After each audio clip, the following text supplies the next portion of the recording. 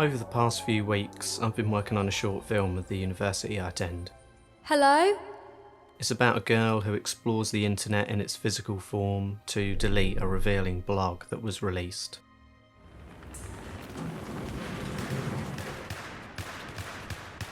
It should be out in a few weeks. Anyway, my role was DP, and we were using the Blackmagic Ursa Mini 4K throughout the entire 5-day shoot. So I had a chance to get to know the camera, all of its quirks, all of its good aspects, all of its bad. However, for under £2,000, there's not much that can compete with this professional cinema camera that can shoot 4K cinema DNG RAW internally, gorgeous display, and image quality that's up to par with most professional broadcast cameras. So let's start with the positives. The Cinema DNG RAW is unsurprisingly a joy to work with, especially when paired with DaVinci Resolve, which you get the full version of when you buy one of these cameras, by the way. Just make sure that the camera actually comes with DaVinci Resolve if you're buying used. It does not come with Blackmagic RAW because this camera was released slightly before Blackmagic RAW was made available, so you are stuck with the Cinema DNG RAW files if you want to shoot RAW with this camera. The 12 stops of dynamic range means that you'll have little trouble keeping both the sky and the environment correctly exposed. I would however recommend exposing for the highlights, as the highlight roll-off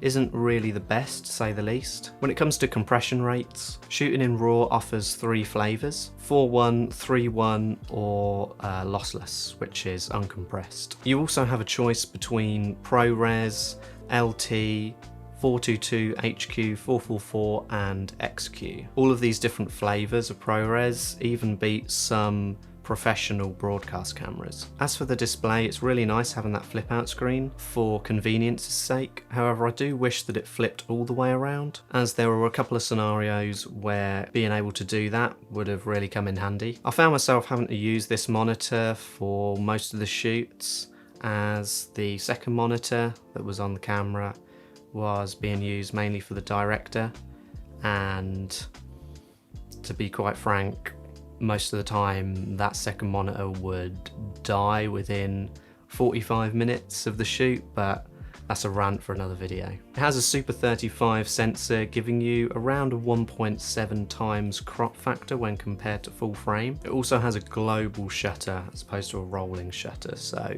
you'll have no worries about any jello effects going on. When it comes to ports, they've actually been pretty generous with the camera. You get 2 SDI, one 12G and one 3G, and SDI and timecode input, timecode 12 volt 4-pin XLR input and outputs, a mini USB input and 3.5mm headphone jack, dual card slots, these take CFast cards by the way, and finally 2 XLR ports. Unfortunately there's no HDMI out. Moving on to the bad points, I'm going to get this over and done with straight away. Despite having the word mini in the title, the weight does make certain shot types pretty difficult to capture. Now this is lighter than a lot of other cinema cameras on its level, but as this is more of an entry cinema camera, I thought I'd bring up the weight and the size just in case you're moving from a smaller consumer mirrorless camera to this camera, and so you don't get a bit of a shock when you pick it up and try and attempt to get the same kind of shots that you can get with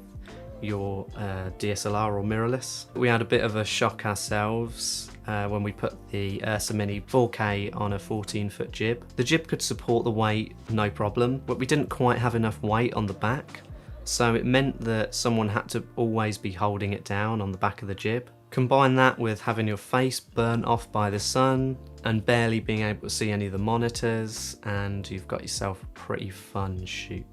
When shooting in harsh sunlight, a viewfinder would have been really helpful, as the monitor wasn't really bright enough for broad daylight.